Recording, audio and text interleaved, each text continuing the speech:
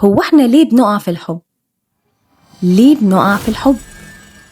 ليه بنحب حد معين؟ وليه فجأة ومن وسط ملايين الناس بنحس ان هو ده بالظبط؟ ايه اللي يخلي شخص من بين ملايين البشر يبقى هو كل تفكيرك؟ ليه مجرد رسالة منه تخليك مبسوط؟ وليه بعد الفراق بتحس ان الدنيا مش بخير؟ هل الحب مجرد مشاعر ولا في تفسير علمي؟ النهاردة هنعرف الإجابة. علم النفس هيوضح لنا إيه اللي بيحصل جوانا لما بنقع في الحب، وليه الحب الحقيقي مختلف تماما عن اللي بنشوفه في الأفلام. أول حاجة لازم نعرف إن الحب موجود في كل المجتمعات، مفيش مجتمع على الأرض معرفش الحب. لكن علماء النفس بيقولوا إن الحب من أصعب الحاجات اللي تتقاس أو تتفسر، ورغم كده اتعملت آلاف الدراسات علشان نفهم هو بيبدأ إزاي، بيستمر إزاي، وبيخلص ليه.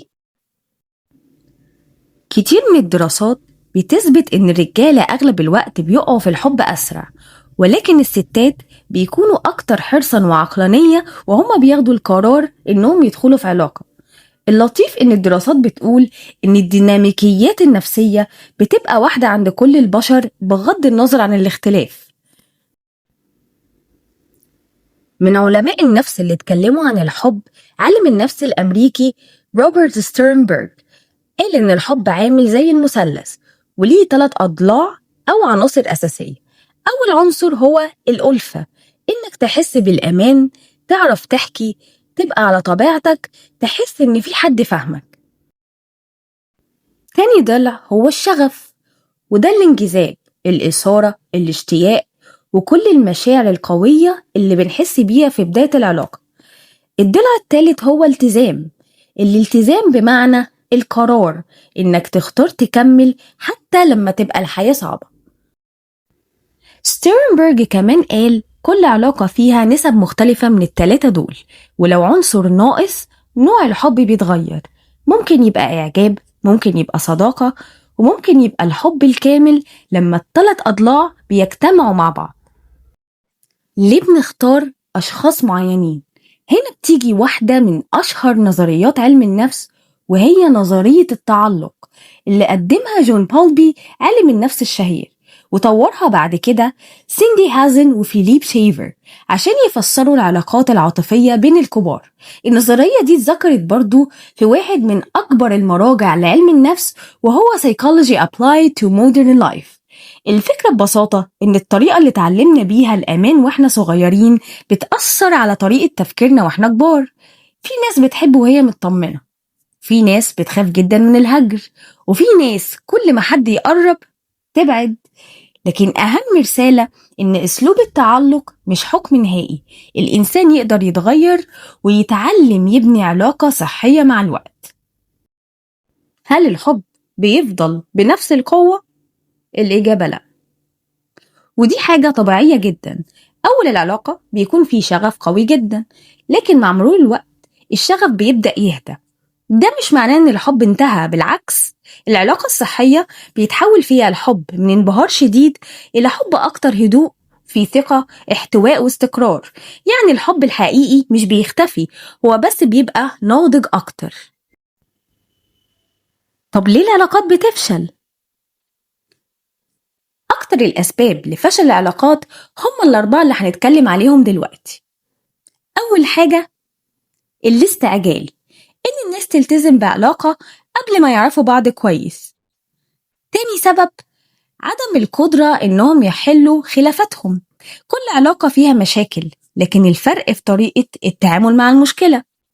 تالت سبب الملل، لما العلاقة تبقى روتين مفيهاش تغيير. رابع سبب ظهور بديل بيكون أكتر جاذبية، وده سبب بيأكد إن العلاقات محتاجة مجهود مستمر مش مجرد مشاعر. طيب كل الكلام اللي قلناه كلام جميل، يجي حد يسألني طب نعمل ايه؟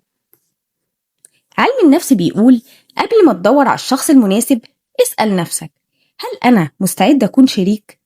هل بعرف أتواصل كويس؟ هل بعرف أعتذر؟ هل بعرف أسمع؟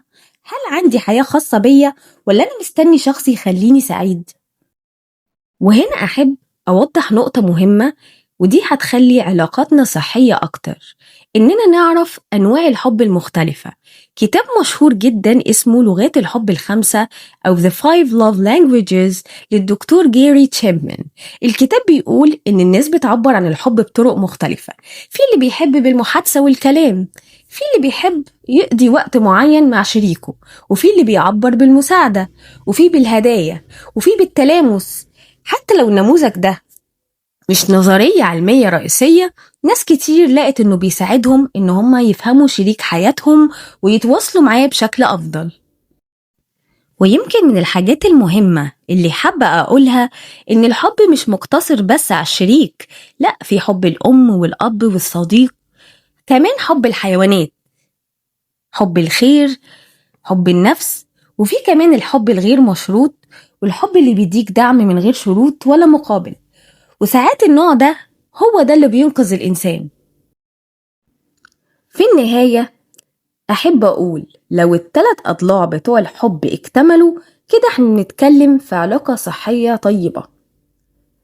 طب لو حد سابك هتعمل إيه؟